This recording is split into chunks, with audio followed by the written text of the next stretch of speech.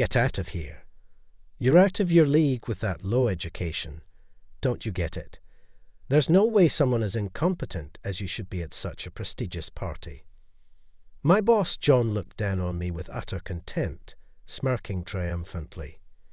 His face was so hideously smug that it left me in disgust. Understood. I'll leave just as you say, I replied. John's laughter echoed throughout the venue, with the laughter that sounded almost like screams behind me. I left the venue. I'm George, a 41-year-old office worker. I have a sister who's 5 years older than me. Our parents passed away in a car accident when I was in high school. Therefore, I've always looked up to my sister, who raised me in their stead. My older sister Emily is a strong woman. She always pulled me along, especially when I was a tearful kid. She would appear out of nowhere to rescue me from bullies, driving them away. Even when our parents were alive, Emily's training methods for me were intense. In our neighborhood, she was known as a reincarnation of a famous historical figure. You appear quiet, so you need to be strong to not get pushed around, she would say. With that, she enrolled me in a wrestling club and trained me daily. I was rigorously trained by my sister, who was like a taskmaster, to the point of feeling nauseous. Because my sister was also in a sports club, she was like a demon when it came to coaching. Thanks to that physical training, I was no longer a target for bullies. This didn't change, even after our parents died. Mom and Dad are gone, but we need to be strong now. Intelligence is also important. Furthermore, my sister would daily insist on studying, and if I looked like I was about to fall asleep, she would nudge my head and scold me constantly. Under pressure, my grades, which were once failing, started improving. I believe it's thanks to my sister that I've been able to lead a stable life. Although I never quite managed to overcome my somewhat timid nature, rough and rowdy as she might seem, Emily always put me first. She'd give me the best part of our treats, like the part of a snack with more filling, and would make me a late-night snack when I was studying. It was a subtle kindness, but I greatly respected her for it. Because of her, I managed to get a job at my current company. Work was tough, but nothing compared to my sister's training. Working hard at the company, I achieved a respectable position, and it was my childhood friend Jessica who always supported me. You really stick with me despite my timidity, I'd say. You're not timid, you're kind, George. Avoiding conflicts and seeking peaceful resolutions is hard. That's where I've always liked you, Jessica would respond. She always supported me. She was always there, unable to leave me alone. And now she's my wife. By my side, when we decided to marry, Emily asked, "Are you sure about my scatterbrain brother?" But when alone with Jessica, she'd say with tears in her eyes, "A sister always worries about her brother. Please take good care of George." When Jessica got pregnant, Emily sent us health products and quit smoking, a habit she loved, for the baby's sake. I still feel cherished by my sister. Now she's a great aunt to my daughter. We named the baby Sarah, and she's growing up well. She's honest and loves to study. She took college entrance exams because she really wanted to pursue a specific field of study, but due to a high number of applicants, she didn't get into her desired college and is currently taking a gap year. When Sarah didn't pass the exam, she cried, but quickly shifted her focus to reapplying. "I'll work part-time to earn money for my gap year," she said. But moved by her resilience, we decided to financially support her during this time. "Thank you, Mom and Dad," Sarah said with tears, grateful, as she dedicated herself to studying. We occasionally have her join in on family events at work, hoping it helps relieve her stress. "Don't overdo it. You'll weigh yourself out." "I'll be fine, Dad," she'd respond. A few hours after such conversations, I smile with my wife Jessica as we cover studying Sarah with a blanket.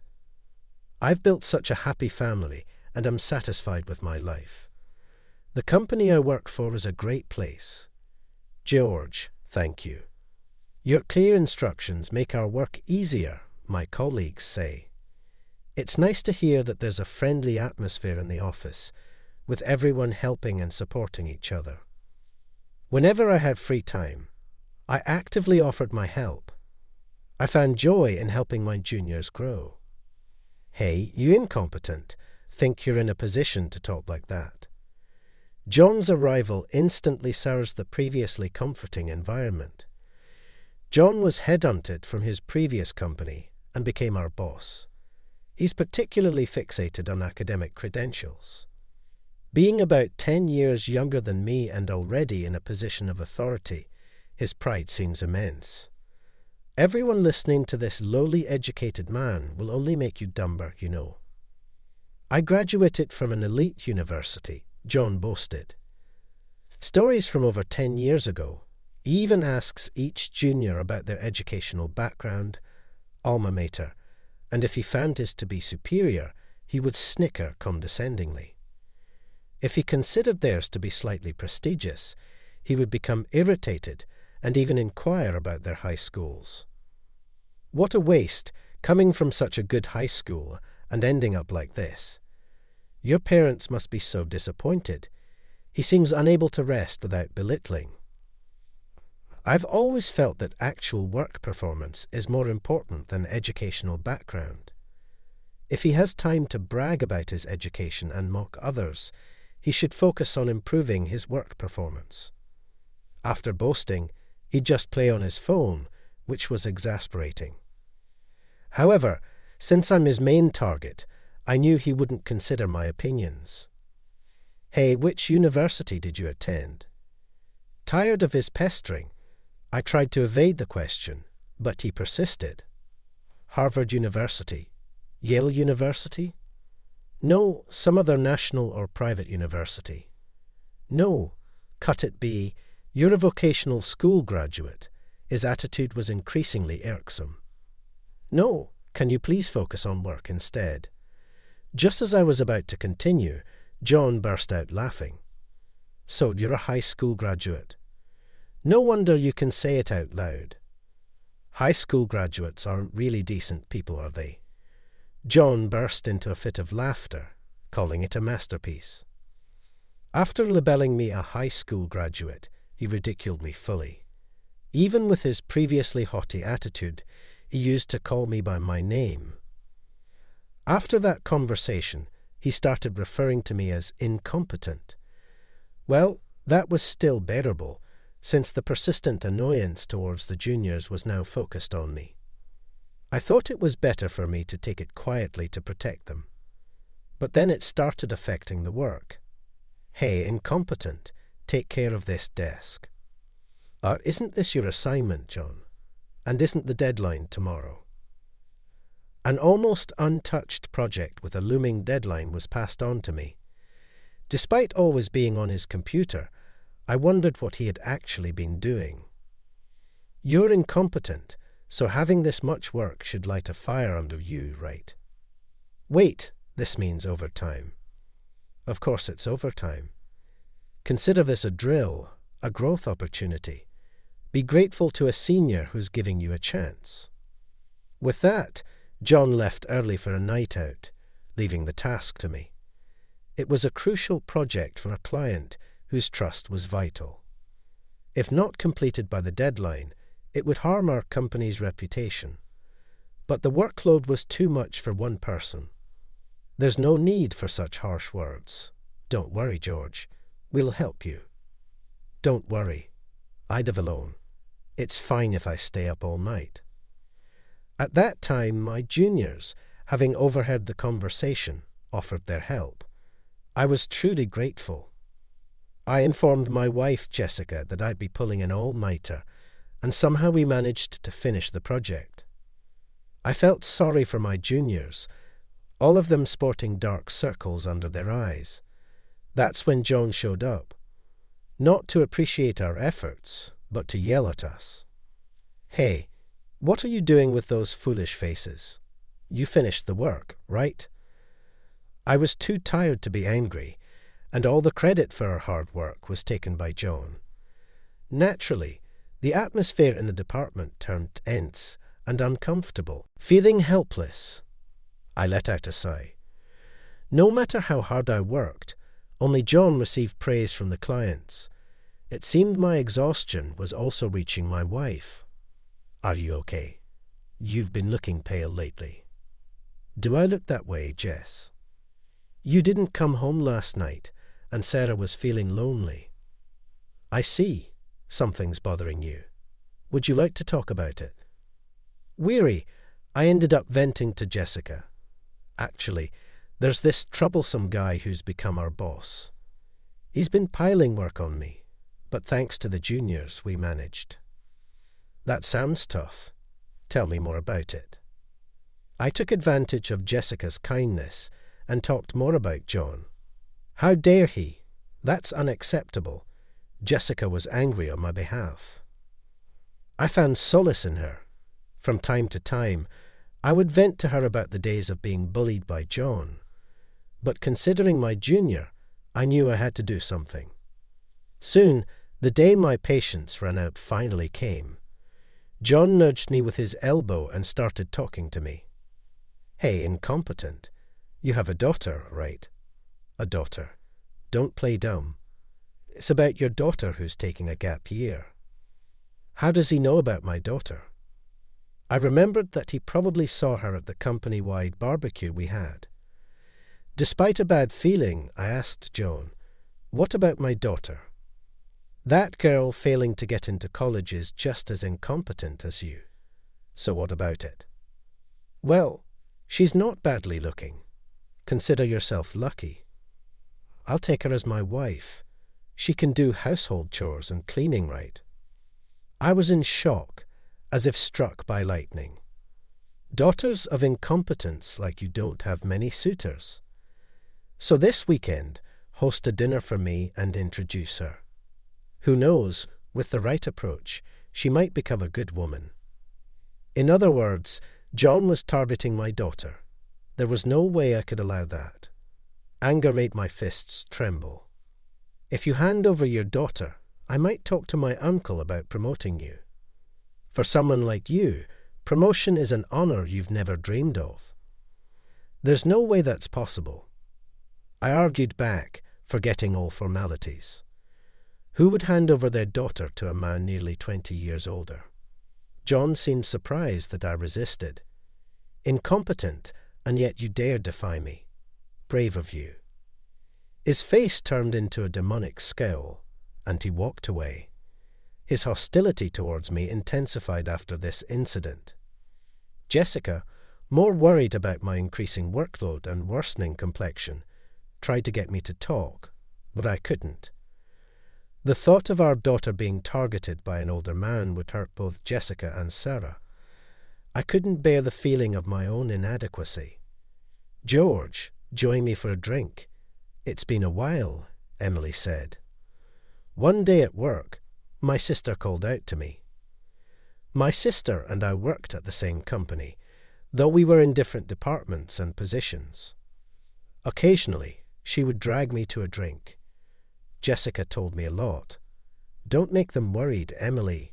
Jessica, who admired my sister, often hung out with her. They shared stories about me, even embarrassing ones from when I was a baby. Still, I was glad they got along well. Jessica told you all that. Yeah, there's a bad apple at work, isn't there? My sister pressed me why I hadn't confided in her sooner. Talking to Jessica makes things easier. I know you're worried, but really, we'll get back to that. You're still hiding something, aren't you? I flinched. I could never keep secrets from my sister. She always saw through my attempts and forcefully made me spill the beans. But this time was different. I couldn't bring myself to speak about Joan targeting my daughter. As I hesitated, my sister put me in a headlock. Despite her age, she's still as strong as ever. Ouch. Ouch. Let go, I cried. Just talk, will you? You always overthink and make things more complicated. Speak up now, or it'll get worse. I gave in and told her about Sarah being targeted. Is that so? Well, all right. Leave it to me, my sister said, her face taking on a look I had never seen before, truly fitting for a demon. Rumour has it that Johan is a notorious playboy in the nightlife scene. How could I ever give my precious daughter to such a vile man? I reaffirmed my resolve to stand against him. Hey, what is it? You know you can still change your mind. Joan approached me again, smirking meaningfully. As I've said many times, I refuse. Is he that desperate for my daughter? Then can't be helped. Maybe I should take your wife instead. What? Your wife would prefer an elite on the fast track like me over a futureless high school grad like you. How far will Joan go to mock me? Please stop the insults. You say something incompetent. Words don't reach my ears. Once I get your wife, maybe your daughter too, he. Seeing his vile, contemptuous face, I was overwhelmed with anger. Without thinking, I grabbed Johan. Don't you dare insult my family anymore. A junior who happened to pass by held me back. What? You low-educated incompetent, defying a high-educated superior. Remember this. You no longer have a place here. John left with those parting words. George, I understand how you feel. I would feel the same if someone said that to me, but he's not worth your trouble. I was admonished by the junior and regretted my impulsive actions. After that, I endured days of Joan's intensified harassment and nastiness. A few days later, we received news that the current president of the company was retiring and a new president would be appointed. A party was to be held for the inauguration. I'm attending the party too. Got my invitation first. Joan was unusually talkative. The new president's name was to be revealed at the party as a surprise. With my education, I'm sure to be a favourite of the new president. Once I'm in his good graces, some incompetent will be fired for sure. Joan sat back in his chair, pleased with himself. Technically, all employees were invited, but I kept quiet to avoid further comments. Joan spoke to me. All right, you better come to the event. Yes, I understand. His response was a smirk. He was definitely plotting something. On the day of the party, I had to arrive at the venue early due to some circumstances. What? No seat. I tried to confirm my seat with the hotel staff, but the response was, there isn't one. As I expressed my confusion aloud, I heard laughter from behind. It was Joan. What a stupid look, he pointed and laughed at me. You don't have a seat. Why not? I took care of your seat. It's inappropriate for a low-educated person to be here. It's only a matter of time before you lose your real seat in the company. Such childish behaviour is unimaginable for an adult in a professional setting. Was he really this thoughtless? I was shaken by Johan's childishness. No, I've been invited too. That's what I'm saying. There's no seat for an incompetent. Don't dirty the celebration of the new president. I frowned at Johan's vulgar language, even in such a formal setting. Unless you're finally willing to introduce your daughter to me, I might consider it. I fought back the urge to retaliate, but after seeing the person behind Johan, I decided to comply with his words. I refuse about my daughter. I'll be leaving then. Johan looked surprised at my straightforward retreat. However, his expression quickly turned triumphant. Staying any longer wouldn't change Johan's mind. Tired of it all, I relaxed with a coffee in my room. But it was just a little longer to endure. Right about now, clueless Johan would be getting his comeuppance. As I leisurely sipped my coffee, I received a call from Joanne on my phone. I smiled and answered the call. Joanne's panicked voice came through. "Hey, what's this about? Come back here. What are you doing?" His voice, filled with panic, and the angry shouts leaking from the speaker, made me laugh. "You didn't expect me to be the new president announced today, did you?" Yes, the new president to be introduced at the party was me. The person who was watching me from behind Joanne was my sister. Joanne must not have noticed her at the time. Unfortunately for him, I am the new president who was to be announced at today's party. Actually, the company was founded jointly by my sister and her husband. My sister, having studied business management with a college friend who is now her husband, teamed up to start the business. The company grew rapidly under my assertive sister and my brother-in-law, who was a genius at administrative work. After the company was on track, my sister supported him from behind the scenes. He was always kind to me, and I aspired to be like him. My sister always laughed it off when talking to me, but I could tell by looking into her eyes she was truly in love with her husband. Admiring my sibling couple, I wanted to help and join the company. No special treatment because we're family. My sister didn't favour me, so I had to join on my own merits. I didn't want to be promoted easily because I was family, so I asked not to be put in a position. That's why only a few trusted people in the company knew I was the president's brother. Then one day, my brother-in-law was diagnosed with a serious illness. His surgery was necessary, but unfortunately, his physical strength was waning in his 50s. Unable to fully function as president, he decided it was unfair to the employees to continue, so he stepped back to become chairman, and a replacement was needed. I was the one chosen for the position of the new president.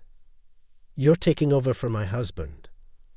I remember spitting out my drink when my sister suddenly told me this during a drinking session. Wait, hold on. There must be someone more capable in the company. With my husband's condition and my upcoming business, I need someone I can trust to kick into gear. Though she put it roughly, I knew she recognized my abilities. I chuckled at her transparent attempt to hide her feelings and scratched my head. I'm no match for my sister, am I? With Sarah involved, I had to put in a nail before anything bad happened. That's why my appointment as the new president was decided. My brother-in-law felt the same as my sister, humbly suggesting that if they were to entrust the company they started together to someone, it had to be me. Ever since we first met, I felt you had a similar aura to me. You may hold a lower position, but you have real talent. Please take this on. Unable to refuse under such circumstances, I resolved to become the new president. This was communicated only to the executives, and those who didn't know I was their brother were surprised. But having been informed by my sister and brother-in-law, they accepted my new role as president. However, John had no way of knowing this. Even if I told him the truth, he would have dismissed it as a lie, so I didn't think it mattered much. This party was meant to officially announce me, a family member of the former president, as the new president, and to celebrate the full recovery of my brother-in-law.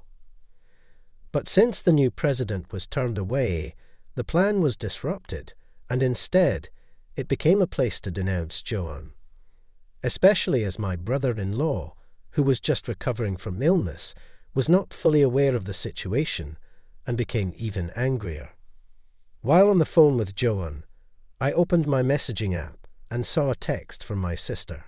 "Come back immediately." I got up and left the room. I had booked a hotel near the venue, so I ordered room service coffee in my room. Therefore, I was able to return to the venue immediately. I had to go right away, or else not only Johan, but also I might be reprimanded. Sorry to keep you waiting. As I entered the venue, everyone's eyes were on me. It was my first time receiving so much attention. Somewhat nervously, I headed towards my sister. "If you're here, so what about this fool?" There was my sister, smiling frighteningly, and my brother-in-law with an angry expression. John was trembling like a frightened deer. "Wait, this is a joke, right? Someone incompetent like George can't be the new president. What are you saying? He's our brother." But he is. How dare you refer to the new president like that?" My brother-in-law's angry shouts echoed through the venue. Despite having just recovered, his anger was impressive. That's when Joan finally apologized to me. I'm sorry. His apology might have been due to his confusion, but it didn't seem sincere. Above all, his eyes remained glaring at me. "No need for apologies. I have no intention of forgiving you." Without looking at Joan, who was offering an apology, I responded and then smiled at my sister and her husband. "Sorry, guys. Don't worry about it. As the new president, you need to establish authority. So, President, what will you do with Johan?" It seemed my sister and brother-in-law were giving me a chance to say something to Johan before they made their decision. I nodded with a smile and turned to Johan. "Johan, I have a lot to say to you. Of course, I was angry about being called an incompetent with low education. I paused for a moment before continuing, but what angers me most is your attempt to involve my daughter." At this, the room buzzed, and everyone looked at Johan with disdain. Many attendees had daughters of their own age, so they likely understood my feelings. Johan's face turned pale as he looked around frantically. "No, it's not like that.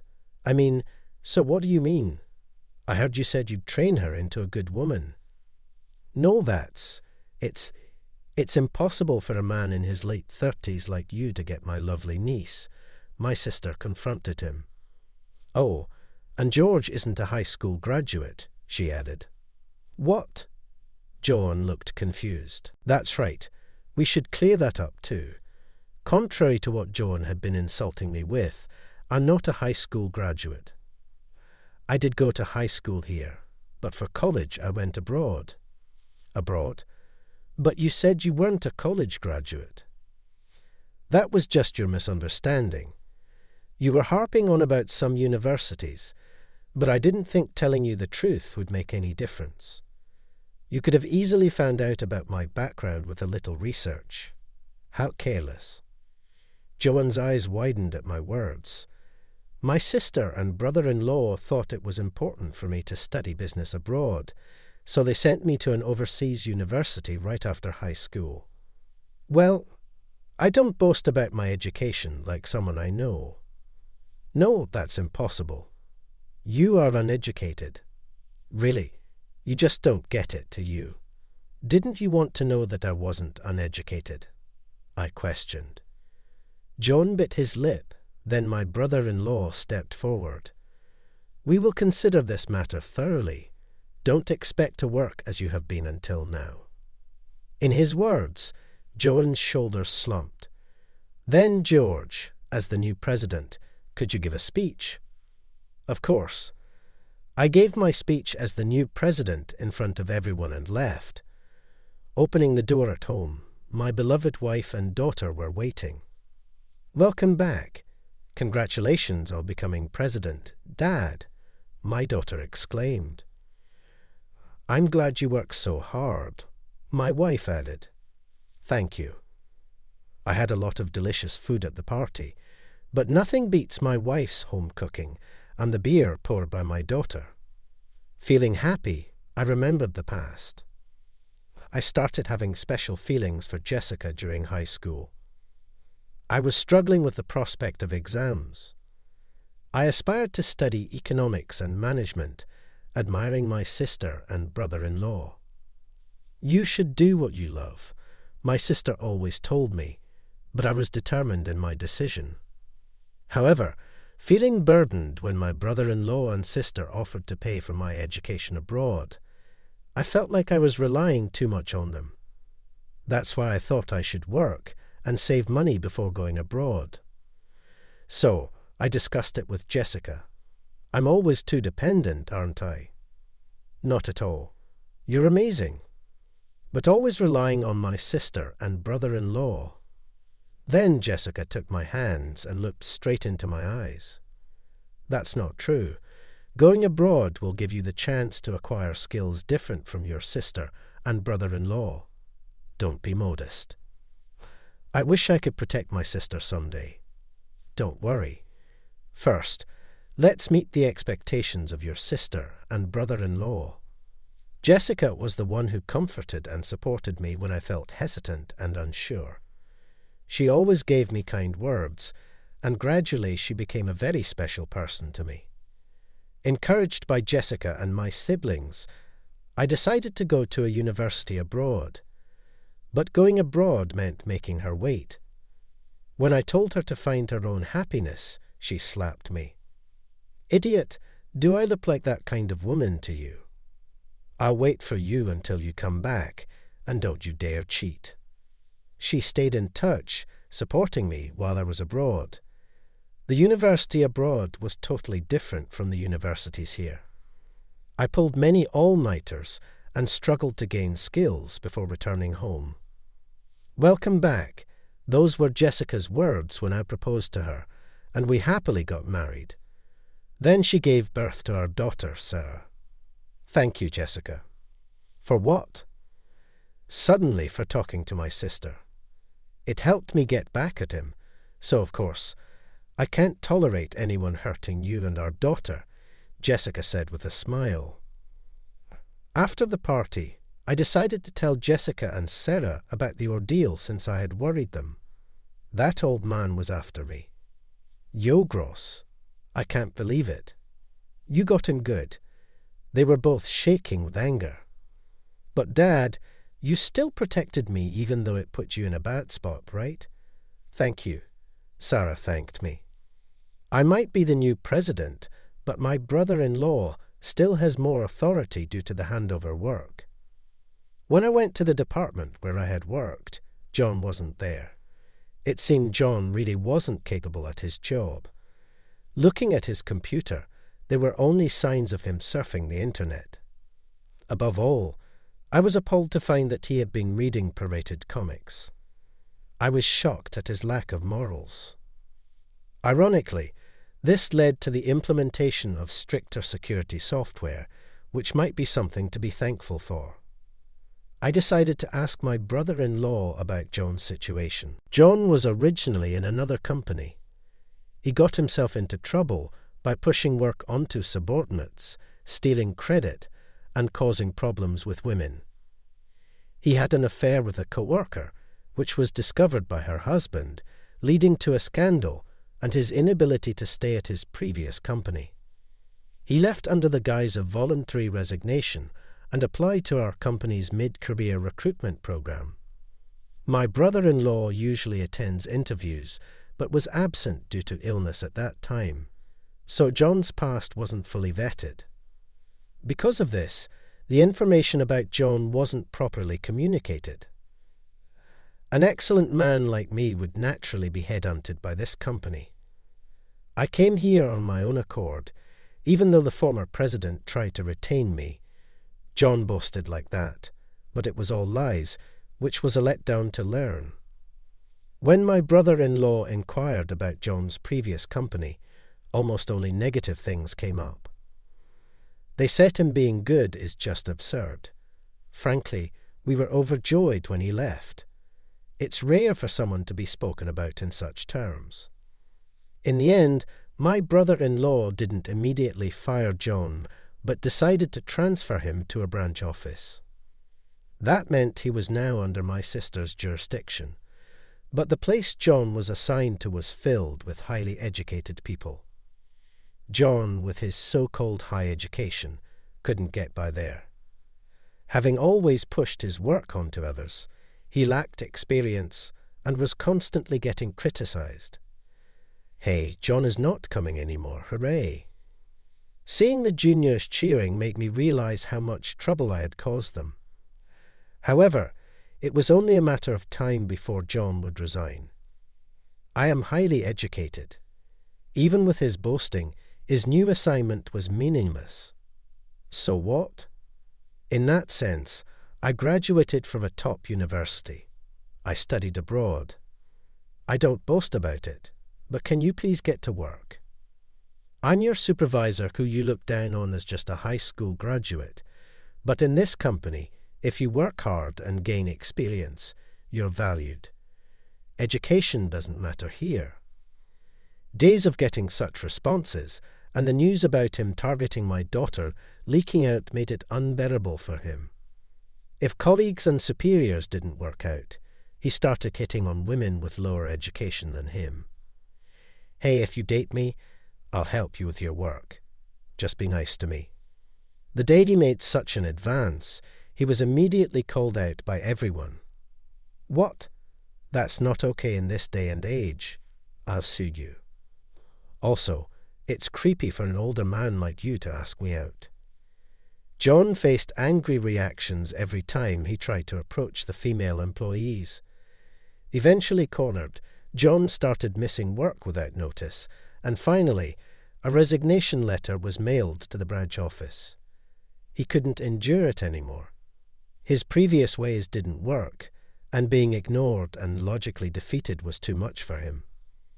Putting someone who only boasts about their education in a place full of highly educated people is the best. They self-destruct on their own. My sister's strategy was impressive. That's how John was successfully ousted from the company. A few months later, during a family dinner, we were walking home when I saw a man with greasy, unkempt hair and shabby clothes. His eyes were bloodshot, and I almost looked away, but then I noticed he was muttering something. It's all your fault because of you all. Wondering what he meant, my sister suddenly exclaimed, John. Yes, it was John. I didn't recognize him at first, because his appearance had completely changed, but it was John. He must have had a tough time since leaving the job. He had aged so much that he looked more like an old man than me. Feeling an ominous premonition from his clearly unwell state, he suddenly shouted, It's all because of you. You ruined my life. Then he lunged at my sister, who was leading the way. Instinctively, I stepped forward, grabbed John's arm, and threw him over my shoulder with a classic wrestling move. It was a moment where the skills my sister had drilled into me came in handy. As I looked down, John was writhing in pain and unconscious. I was glad to have protected my family, but using my skills on a civilian could hurt them a lot, so I was sweating internally. The police were called later, but my sister and witnesses explained the situation, and it was deemed self-defense against a grudge. You did well. Thank you. I felt relieved and confident that I could protect my sister and her family. Jessica was worried about me, but Sarah was excited, cheering, Good job, Dad. Upon checking with the police later, it turned out that John had caused other problems as well, leading to him receiving a prison sentence. To prevent anything like that from happening again, I moved to a more secure house. With hard work and sweat, Sarah got accepted into a university. Indeed, it was a tough path due to the university being at the forefront, but I'm truly glad that my daughter's efforts were rewarded. While embracing my weeping daughter, we all rejoiced. Then Sarah was set to leave home for university. We will miss Sarah, Jess, but it's a joyous beginning for her. Let's wholeheartedly celebrate. That's true. Though it felt lonely to have one less light in the house, we sent off Sarah, who was waving from the train with a radiant smile. Now I must firmly take on my role as the new president. I am grateful to my strict sister, my kind brother-in-law, Jessica, who supports me wholeheartedly, and my daughter, Sarah, more precious than life itself. I am reminded to be thankful for all the people who have supported me and made me who I am today.